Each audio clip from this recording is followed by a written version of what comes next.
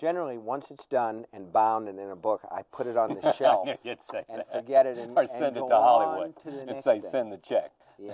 Stephen King has had a long and eclectic career, writing some of the most well-known and beloved horror novels of all time. And with that came a litany of adaptations that range from truly fantastic to astoundingly terrible. From the likes of Misery, Doctor Sleep, and It, to whatever this is. Still, even with some of these shining examples of cinematic ineptitude, there is only one movie that King has demanded to be removed from, and that is the 1992 adaptation of his short story, The Lawnmower Man. His mind is like a clean, hungry sponge. Out of everything that bears the name of Stephen King, what was it about this movie that led to him filing a lawsuit, and what is the legacy of the film outside of the controversy surrounding it?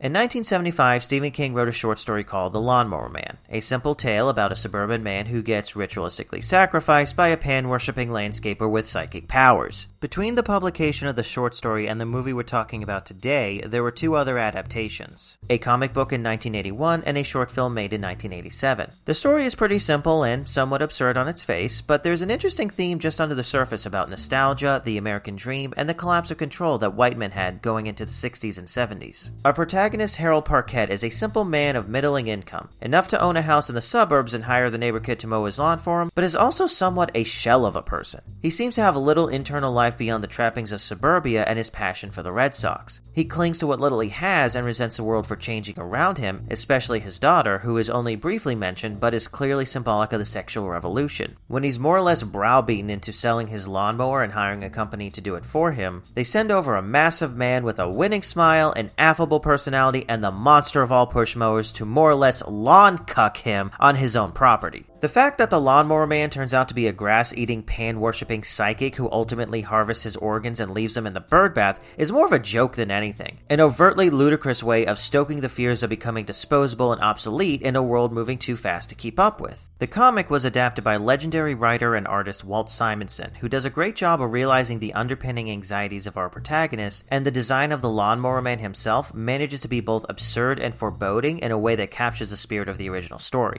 The 1987 short film was directed by Michael DeLuca, who would go on to be president of production for New Line Cinemas, where he oversaw projects like Seven, Rush Hour, and Blade. DeLuca definitely leans into the goofier aspects of the story, but Andy Clark as the Lawnmower Man gives a solid performance, and they do their best to capture the overwhelming stature of the character. God bless the grass. Oh, that's a good one. So with two adaptations that have already faithfully recreated the story, how did we go from this... There's a naked man mowing my lawn. What? What it is can I see his genitals? What kind of a sick question is that? ...to this? Job Smith is about to enter the world of virtual reality. The American Film Institute gives us the clearest explanation as to why this movie is so drastically different from the short story. New Line Cinema, who had the rights to King's story, didn't feel there was enough material there to make a feature-length film, and so the director who was hired for the project combined it with a script he and his co-writer had already written called Cyber God. How much of the script had to be changed is unclear, as the movie is a completely different beast from the source material, but then it also feels like it's been rewritten to feel more like a Stephen King movie with some very clear Kingisms throughout. Even so, the movie that hit theaters was not the story King wrote. There may have been a lawnmower at some point in the movie, but this was a cautionary tale about unexplored scientific discoveries in the realms of virtual reality, and not about a cult of pan-worshippers vivisecting people after cutting their grass. And no, a reference to pan flutes is not sufficient to make this even comparable to King's original work. Now, if you boys listen real carefully, you can hear the panpipes of the little people in the grass there. This is ultimately why Stephen King filed the lawsuit. Regardless of the merits of the work on screen, it had nothing to do with his original story, and he didn't want his name on something that he didn't have a part of. A short story by Stephen King, which was only 7 pages long, and had nothing to do with virtual reality. Now, some of you may already know some of the details here, including New Line's bad decisions and Stephen King hiring private investigators at one point, but there are some nuances to the way this all played out that I found to be rather interesting.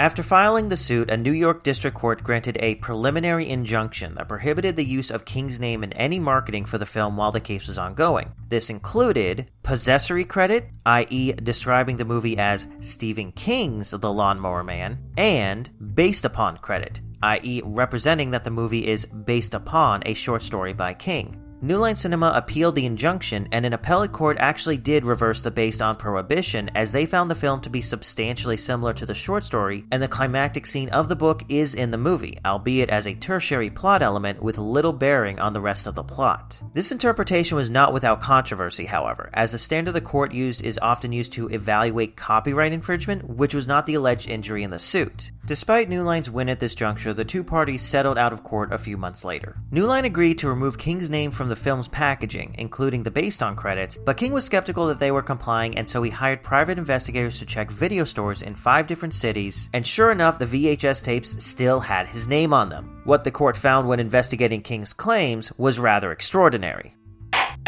New Line failed to send corrective packaging to retailers in a timely manner, which included new sleeves for some while others got paste-over stickers to cover up King's name on existing packages. However, the retailers who got those were not given stickers for both instances where King was mentioned on the original packaging. Beyond the sticker issue, the first run of corrections from New Line was rather lackadaisical, as they seem to have made no effort to determine how many new sleeves or stickers each retailer needed, and on top of that, the initial mailings were sent via third-class mail as opposed to certified mail as outlined in the settlement. To make matters worse, the letter they included with those mailings merely asked for the cooperation of the retailers without referring to or enclosing a copy of the correction decree from the settlement. When New Line finally got around to the second round of mailings, which actually had both stickers in it, they made sure to include the decree in the letters. Except they still failed to include the page bearing the signature of the district court. This verdict is written on a cocktail napkin,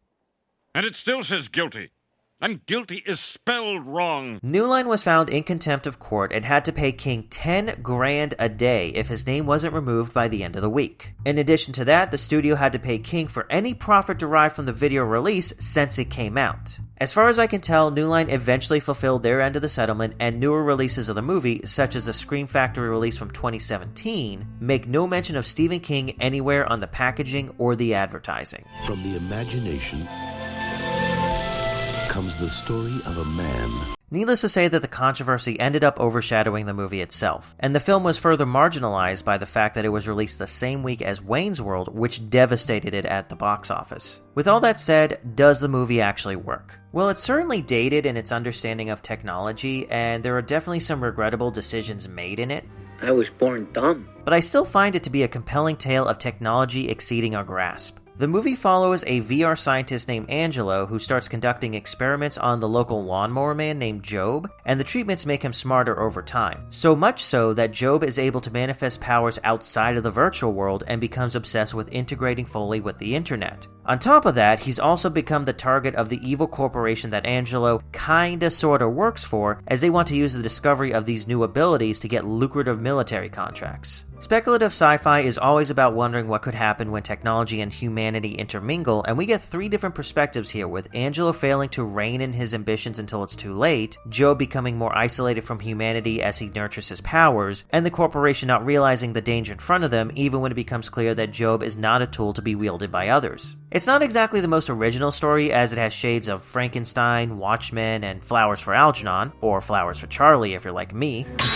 But the VR gimmick definitely gives this a unique perspective from which to tell the story. This was made 3 years before Toy Story would prove that computer-generated animation could work in a feature-length movie, and so there are some serious rough patches with the animation throughout, but I still find it ambitious and compelling. It straddles the uncanny valley in a way that's rather unnerving, and so it pulls off the horror of these sequences in a way that a more polished look may not have accomplished. Stephen King's original story definitely lays some interesting groundwork for a proper adaptation, but I still think that this manages to stand on its own as a unique slice of horror sci-fi.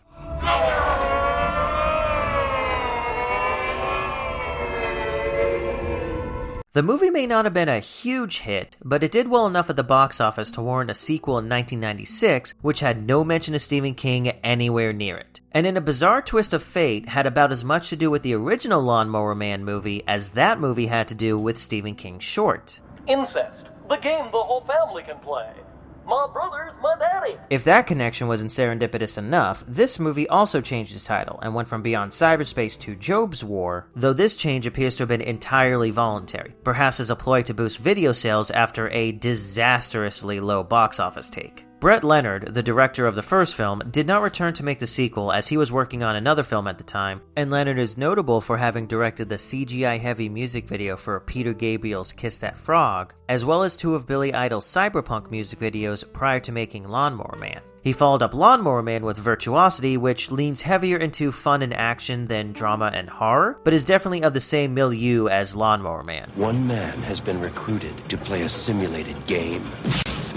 Leonard is something of a character, as he's been talking up VR in recent years and has cashed in quite heavily on his association with the first VR movie ever made, so it's a bit difficult to parse what is actually happening with the various projects that he says he's working on and what is simply hype. He has been talking about making a third Lawnmower Man movie, just to name one such venture, but so far there haven't been any details beyond his own ambitions for the project. Still, at least he gave us Highlander the source.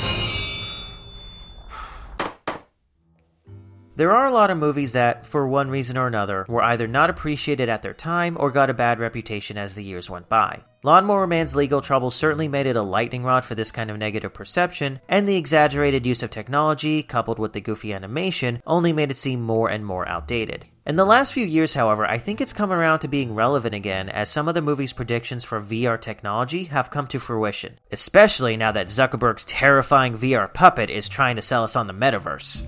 I am God here. The studio should have looked at Leonard's original script and realized that they had something there instead of awkwardly strapping it onto an unrelated Stephen King story, especially as it was coming out right as the cyberpunk boom was just about to kick off in Hollywood. Perhaps if they did call it CyberGod instead, we'd actually be on that third movie that Leonard has been talking up. Still, the court case led to a rather wonky precedent and has been cited in other cases since, and New Line's half-hearted compliance with the settlement is an eye-catching story if nothing else. Some may consider it a bad movie that's only remembered now because of the controversy surrounding it, while others see it as a diamond in the rough that got overshadowed by the studio's poor decisions. Still, whatever way you want to look at it, you can't deny that it left its mark on cinema history.